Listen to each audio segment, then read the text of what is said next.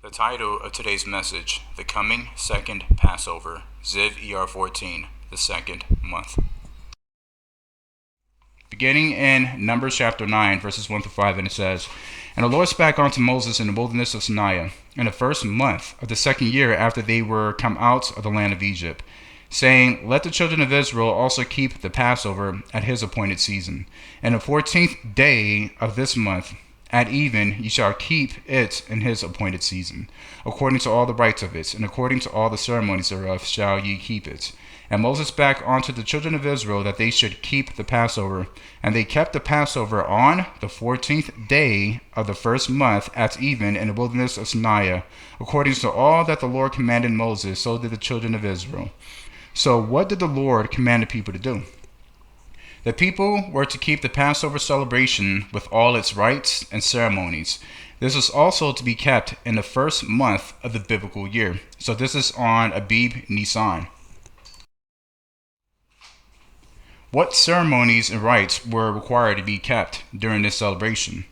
So the rites and ceremonies that were included with the celebration of Passover in this month is as follows. You have the Feast of Passover itself, that was on Abib Nisan 14. Then you have the Feast of Unleavened Bread, which is from Abib Nisan 15 through the 21st.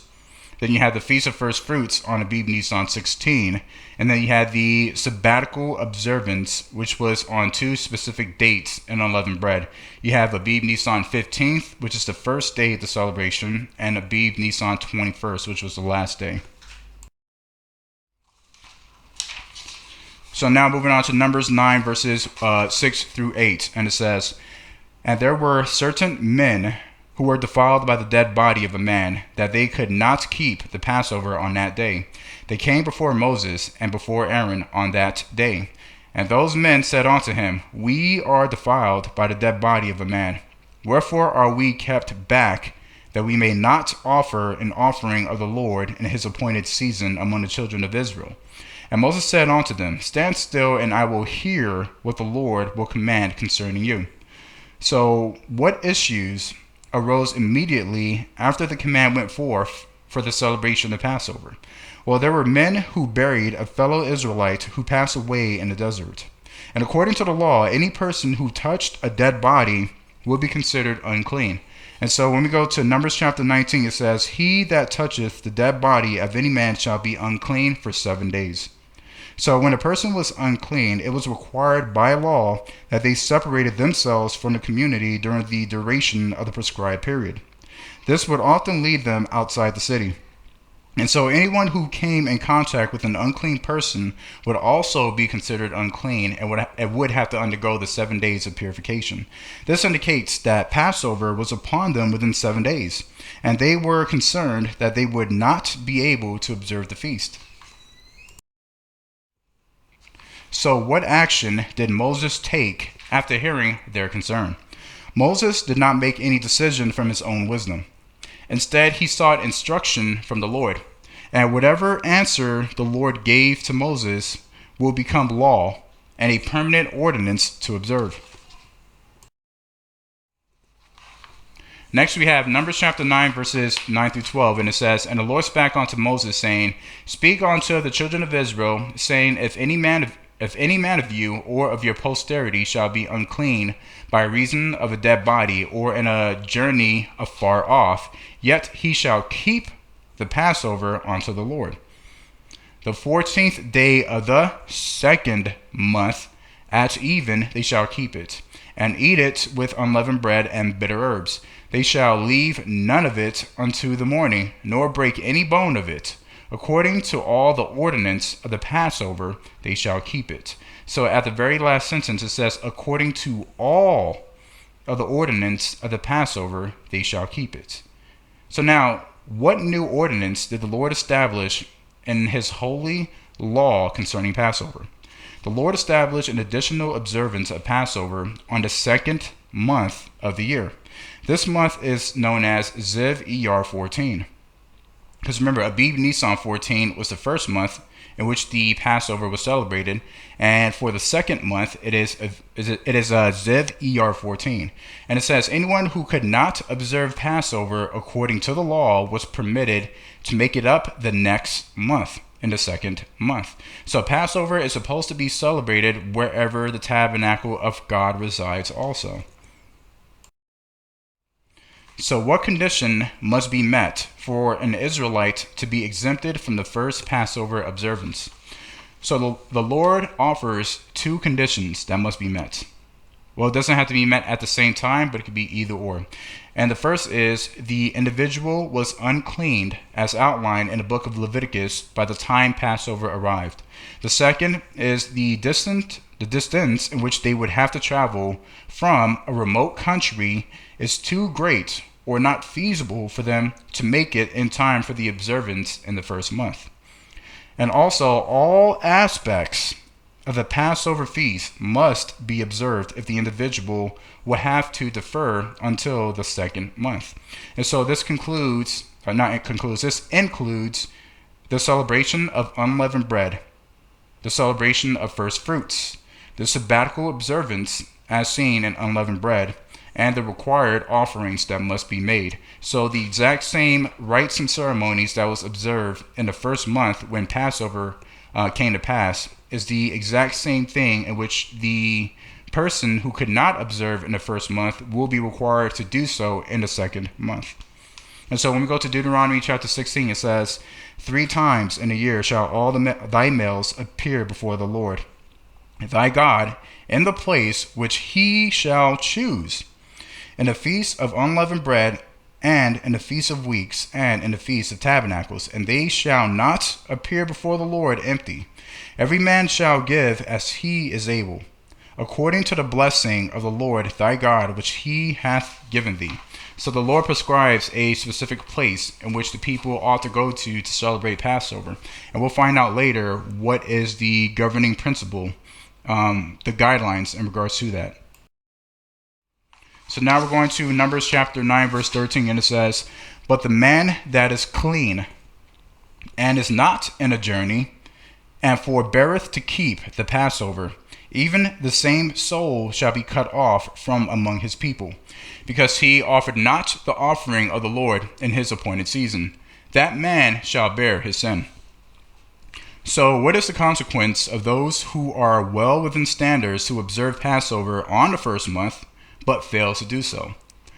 Well, the Lord says that that soul will be cut off from being part of Yahweh's holy people. That Israelite will no longer be a Jew, but rather will become an unclean Gentile in God's sight. So all the blessings and promises stored for him or her from the Lord will be forfeited at that moment. They would be seen as Cain in God's sight and treated like a vagabond. They would become a branch cut off from the olive tree and cast aside to wither away. Numbers 9, verse 14, and it says, and if a stranger shall sojourn among you, and shall keep the Passover unto the Lord, according to the ordinance of the Passover, and according to the manner thereof, so shall he do. Ye shall have one ordinance, both for the stranger and for him that was born in the land. So now, can non-Jews observe Passover? According to the word of the Lord, no stranger/foreigner shall be hindered from observing Passover, so as long as they meet the biblical requirements to do so. So Gentiles can observe the Passover celebration. Next we're at Numbers 9, verse 15, and it says, and on the day that the tabernacle was reared up, the cloud covered the tabernacle, namely the tent of the testimony. And at even there was upon the tabernacle, as it were, the appearance of fire until the morning. So what location was designated by God as the official gathering point to celebrate the feast of the Lord, such as Passover in this example? So wherever the tabernacle of Yahweh resided was the designated place to observe the feast. And this is the reason why Jews would often come to Jerusalem to observe the feast of Passover. They would come to Jerusalem because the tabernacle of God, the temple of God, was there. While they were in the wilderness, the tabernacle of God was built around a tent. So wherever this tent goes, wherever the Ark of the Testimony goes, this is where the Israelites were required to sojourn to and observe the Passover celebration. But if the Jews are in captivity, then it will be observed in the land of their captivity on the second month. Because according to the two conditions, either you are unclean, in which if a Jew is sent into captivity to begin with, they are unclean. They were unfit and unclean to remain in the Holy Land, so therefore they were banished. So therefore they already met one condition. And number two, they were afar off. They were too far away to make it to Jerusalem to observe it. So therefore we see that whenever the Jews were cast into exile, the two times in history in which it was noted, both times they met the two conditions in which they were unclean and were too far to make it to Jerusalem.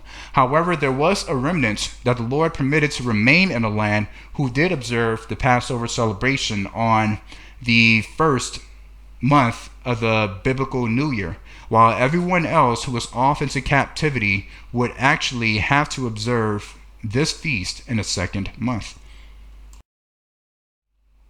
So now that we reach our conclusion, why do we care about this second celebration? Well, the reason being is because after Jerusalem fell in 70 AD, after they were sieged and ransacked and the temple was destroyed, the Jewish people were scattered. They were removed from the land and taken away from the land of possession that was given unto them by God. So with that being said, is that there is no longer a temple, a tabernacle where the Jews can go and celebrate the feast.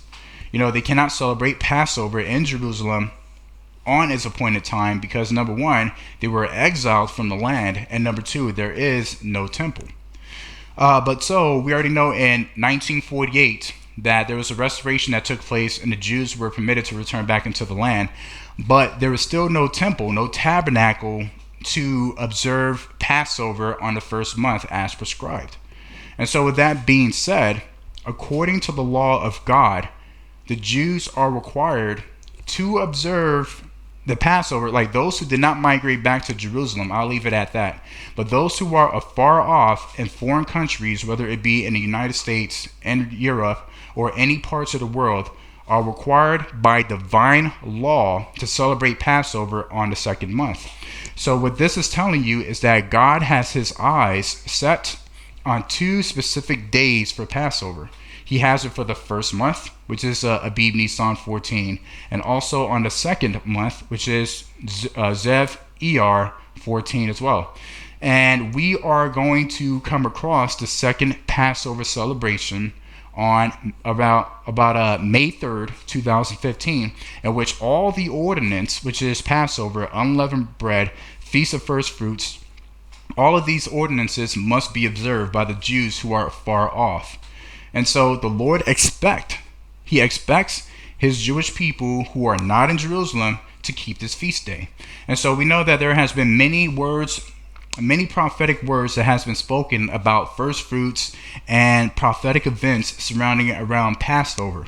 And these things indeed may come to pass on the celebration of first fruits around the Passover season, but there are two windows in which this can take place. We have the first of the month, right, of the biblical month, which is Abib Nisan 14, and we also have the second biblical month, which is ZIV IYAR 14, 2 dates in which we need to watch for, because we know that the 144,000 Jews will be sealed on the Feast of First Fruits. Now, if we have Jews who are afar off, who are part of the fold, that needs to be sealed and included as well, then we may have seen, or we may have already experienced, Jews being sealed on the first month of Passover, which already just passed, and then there may be the rest of the 144,000 Jews who are afar off, who will also be sealed in the second Passover celebration, in keeping with the law. So we have to make sure, we don't know what's going to happen this year on these two Passover months, but with any kind of celebration that comes with any kind of prophetic word where we are hearing from the Lord in regards to these in regards to an event happening on Passover, remember that there are two Passover celebrations in which the Lord do concerns himself with, in which he do cares about, and that he requires his people to observe. Because not to do so will still hold the same penalty as being cut off from his people.